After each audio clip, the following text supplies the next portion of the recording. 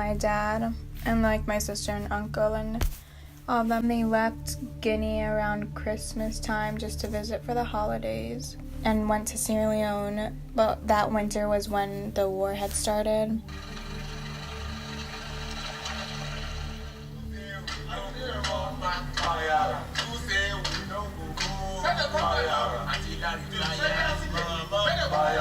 My dad said that one night he was sleeping and he thought he heard rain and thunder and he thought he heard a big storm, but it wasn't. It was all the gunshots and everything happening from the rebel soldiers. It was so deadly that they would be hiding under the beds to protect themselves, either from like a grenade that would go in the window or if the soldiers would come in to see if anyone was alive in the houses, because if you were alive, you would have gotten shot by them.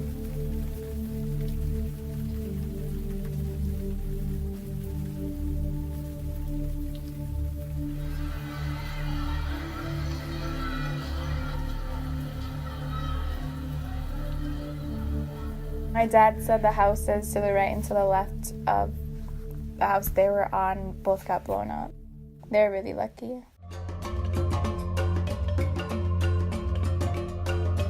My name is Sylvia Sesay. I am 17 years old. I go to Minnetonka High School and I was born in Conakry, Guinea. I grew up with my mom and her family members in Guinea, but mostly her family members because she would travel between Sierra Leone and Guinea a lot. My dad, my sister, my uncle, my grandma, my great-grandma had left just around the time I was born, and they went to Atlanta and then they moved to Minnesota. When I was traveling with my uncle, my mom's brother, we were meeting my mom in either Sierra Leone or Guinea, I'm not sure which one. And when we met up with my mom, I had passed out because I was dehydrated and I was starved. 5 years later, it was when me and my mom came to the United States. So when I arrived, I didn't know this, but I was going to be given to my dad and my stepmom. I thought I was going to stay with my mom. I ended up leaving, the only person that I knew here. I was told that I was like crying the whole car ride to the airport and on the plane. Yeah, I just remember having to adjust a lot because I didn't know the culture or the social norms or the language or anything. I had joined elementary school that year at Excelsior, and I had an ELL teacher, and she was a major help.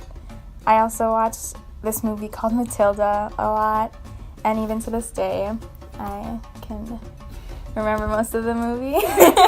Those were like the two biggest things that I knew. Plus my dad, he could speak the language that I knew and he could speak English, so he would help translate a lot.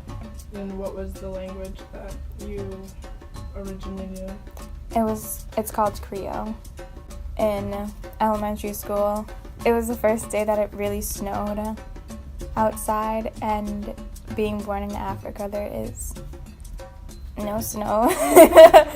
So I did not know what was going on, and instead of wearing pants and your snow boots and snow pants and a coat and a shirt underneath it, I just wore my snow pants, boots, and a jacket. I didn't wear anything underneath. And when I showed up at school that day, I just remember like being so embarrassed because I saw all the other kids changing into their clothes and I couldn't do anything. So my biggest challenges were probably just trying to adjust to everything new here, and also coming out of my shell, which I'm still kind of working on.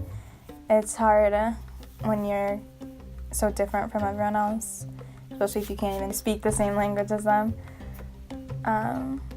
It was hard for me to do that. My older brother and sisters were all loud and fun and playful, so we would go outside and like jump on a trampoline or go to the park or do something together and just help me come out of my shell. I was really big into sports and stuff. I played soccer, basketball, I played volleyball, I did track, I did dance, I did gymnastics. So I really like just doing stuff and playing games, like gym games and stuff. I love doing that. I also my mom had signed me up for like chess club and stuff like that. You know you were in chess. Okay, I went, there was pizza every Friday. What can I say? To a degree, I think it helped. Do a lot of your friends know about where you came from? Actually, just like my close friends, I guess. Like, it doesn't really get brought up in conversation that easily. And I feel like if they do know, or if I've told them, they forget, because I feel like I've had to repeat myself a lot.